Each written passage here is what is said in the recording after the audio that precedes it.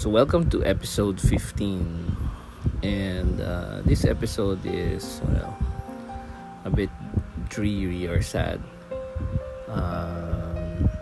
Today, one of my old friends died. I mean, old in the sense na matagal ko na siyang kilala. No? We're about the same age, so okay. So I know that we're older than the majority of the people we know, right? So anyway, si Dr. Leonor was my partner sa office natin sa CBA, and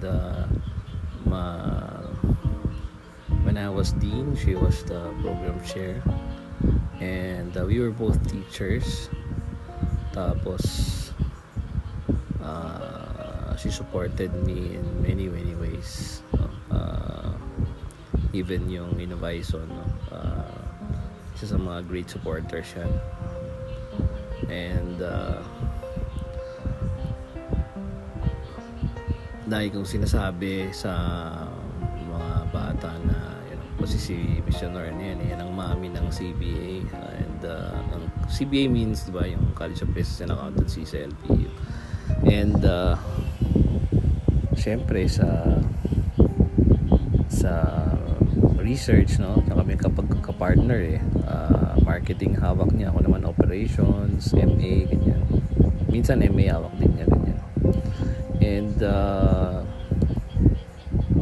ayun, so pag kasi mga bata, pag nahihirapan sila sa kanilang ginagawa, syempre minsan naman talagang pinipitpit mo rin naman sila, no? Like gusto mo rin naman kasi na matuto sila na maging responsible, that pero at the end of the day, syempre tulungan na rin lang namin, no? Mayroon siyang tough love din si Miss Leonor, para din si Sir Bong yan, si Dr. Bong, no? Sir Dr. Bong, may rest in peace din, no? And tough love, no? Yung tipong talagang akala mo pinahihirapan ka, pero at the end of the day, wala, tutulungan din naman niya, di ba? Tapos mga bata, syempre alam naman nila yun, na parang mami yan, na talagang nagagalit,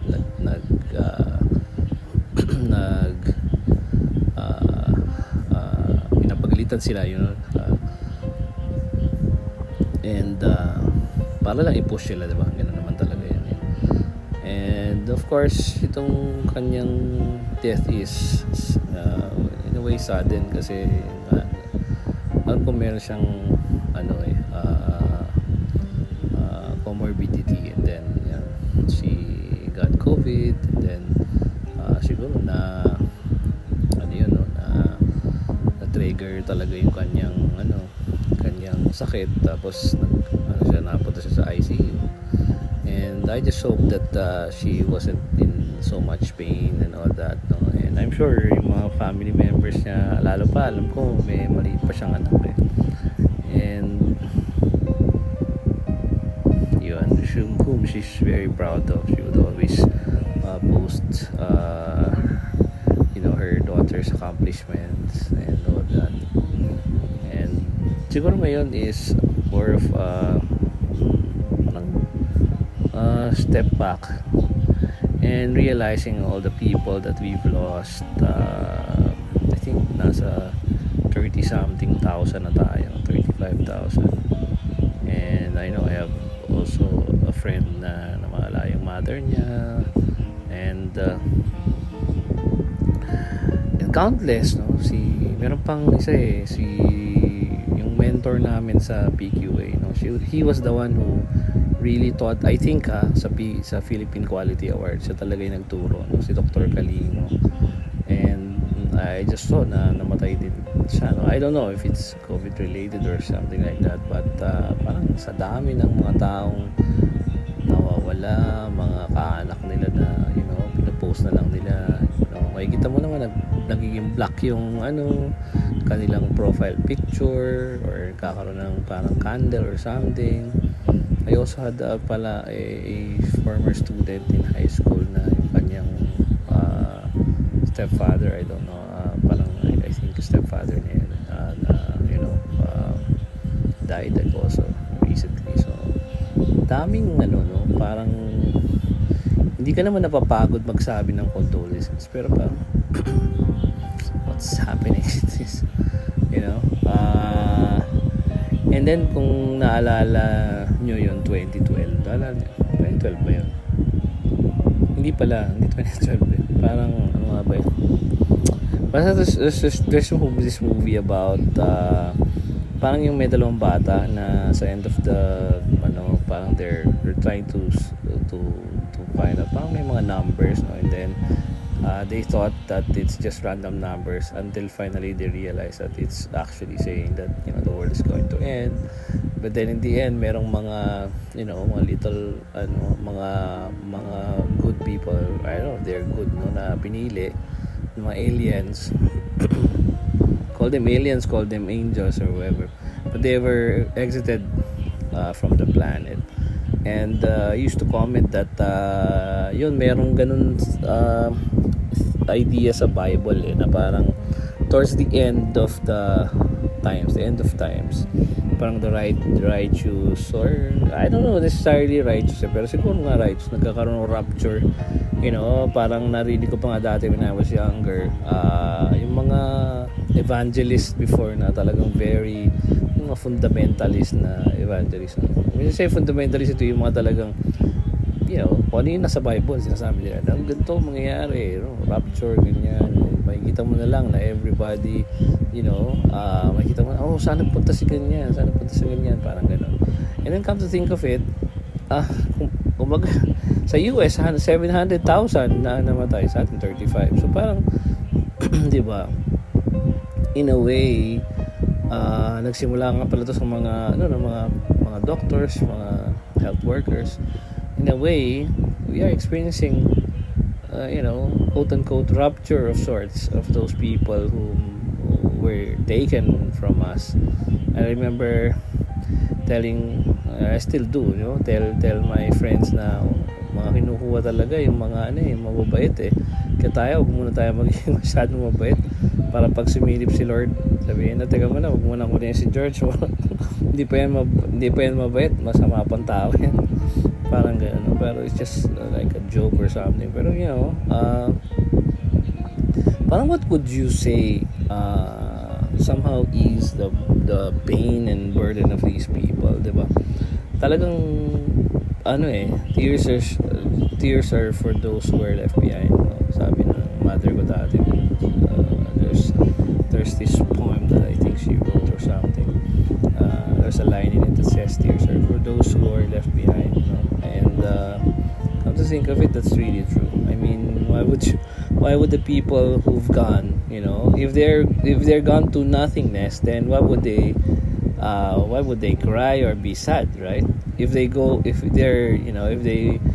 went to you know, a nice place, like, you know, they ended up with God or something, like, you know, why would they be sad, you know? Diba? So really the sadness is just this separation from the people whom you love, you know. And usually tayo nakakaramdam nun, kasi sabi nga sa ating faith, no, sa Christian faith, when you are separated from your body, then you are joined to your maker. I mean, you know, maybe you are made to wait until the end of days, you know, to be joined again to your resurrected body, but the spirit goes back to God. And with God, you know, everything is in total simul. Everything is in one simultaneous. I mean, it's not even just the Christian faith. Everything. You will see that time is just, you know, the series of before and after is just, dyan lang yan sa atin ngayon, no? While we are in this world, is this body. And sabi nga, you know, one day is like, you know, an eon, or many thousand of years, you know, with God, or, you know, something like that, you know. Sa naman sa Buddhist, parang yung mahakapa, parang gano'n, you know. It's an enormous number of years, And ikaw, just a flick of a hand and you're gone. I mean, di ba? Kita mo naman yung history ng buong mundo, di ba? 4.5 billion years, and then we just joined in the last, I don't know, 100,000 years, and then ang tao talaga nag-multiply lang ng todo last 500 years, right?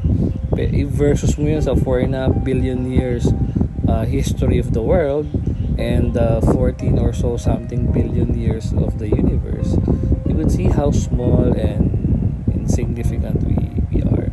And yet we nagse-celebrate natin yung life of a person who was with us and who's now gone, diba? Even if it's just a fleeting, moment. And I usually don't look behind, sa totoo lang, kasi nalulungkot akong maigi. Kaya I don't know, if it's gone, it's gone.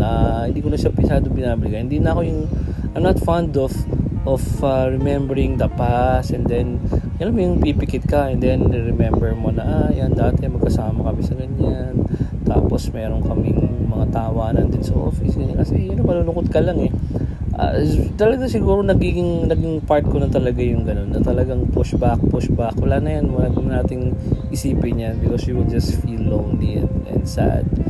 And if I look at my conversation with Leonor, baka nakalimutan ko na what was the last time that we spoke about, in Messenger. I'm sure she wished me well or something like that, kasi she does that all the time.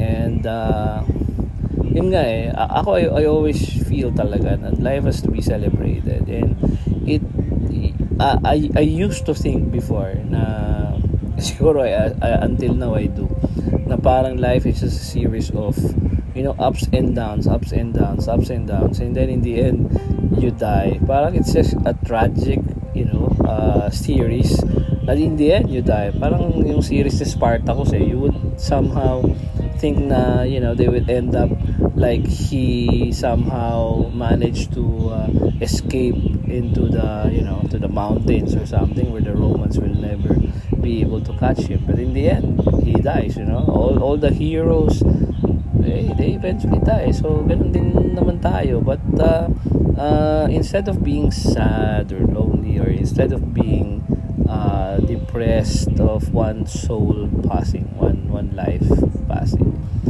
you would look back and see all the little things in between na napag-share nyo nung taong yun, si Leonor. Hindi naman ako nag-look back na masyado, as I said, pero ako sineselebrate ko yung, like ngayon pag nilin ako yung sa Facebook na yung mga nagpo-post sa kanya na pictures nila before, tapos yung mga, lalo sa mga bata na ang pinopost nila yung mga picture nila ng defense.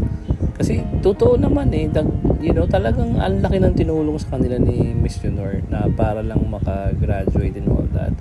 And I'm sure hindi lang yun, ang dami pa yan na nasa sa office niya, kakausapin niya yan pag may problema.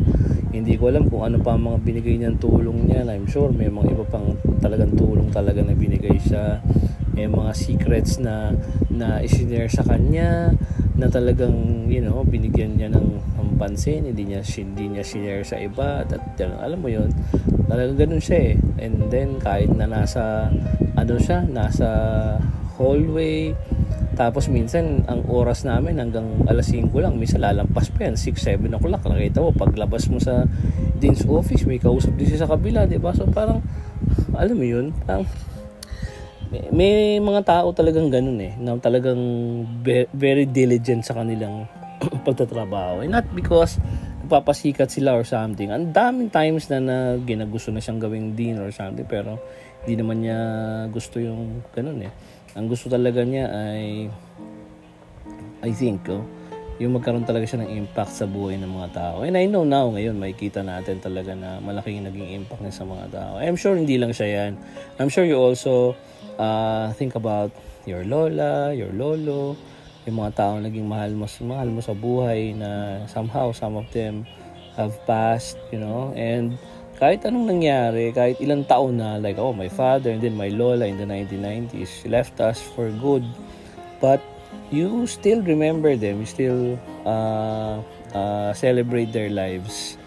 And yung bang tipong, siyempre as I said, di na ako masyadong naglo-look back pero alam mo yung tipong minsan maano ko na lang na nga pala, sinabi nga pala ni Papa dati, sabi nga ni Papa dati ganito ganyan. So minsan nasasabi mo pa rin yun and pag nagiging triumphant ka or something, nagiging masaya ka, alam mo yun, yung parang how I wish na nandito si lola ko. I'm sure sasabihin niya naman niya sa akin yan na ay nako, ang galing-galing talaga ng apo ko or ang papa ko, 'di ba? Na talagang kahit na hindi yan masyadong masalitang tao, talagang lagi niya sinasabi how proud he is of us, no? Ako, 'di ba? And yan, yung mga taong nawala na sa tabi natin, no? In this case, si Ma'am Leonor, no? Dr. Leonor, who was